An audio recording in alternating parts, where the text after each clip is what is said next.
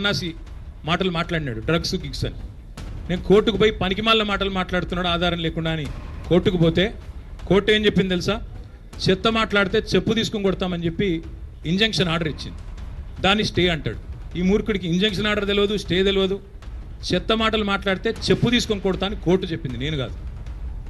బుద్ధి జ్ఞానం ఉంటే ఆ ఇంజంక్షన్ ఆర్డర్ ఇంకా ఉంది. నువ్వు ముఖ్యమంత్రివి. ఒక థర్డ్ రేట్ చిల్లరగాడి లాగా బజార్లో పోయే చిల్లర పంచాయతీ లాగా చెయ్యకు. నికృష్టుడా ఏం బిగ్నవు? అరే నీ చదివేంది, నీవేంది? ముగ్గురు ఆడోళ్ళు ముందర కనబడతావు, బ్లవ్ బ్లవ్ బ్లవ్ ఇంగ్లీష్లో మాడతావు కదా. ఎక్కడ పోయింది నీ చదువు? ఇదే నీ చదువు. మొగాడు అయితే రా, నీ బతుకు నీవు. రేవంత్ రెడ్డి మొగోడు మునగాడు కనుకనే తెలంగాణ రాష్ట్ర ప్రజలు ప్రజాస్వామ్యయుతంగా ఎన్నుకొని తెలంగాణ రాష్ట్రానికి ముఖ్యమంత్రి చేశారు. బేవకూఫ్.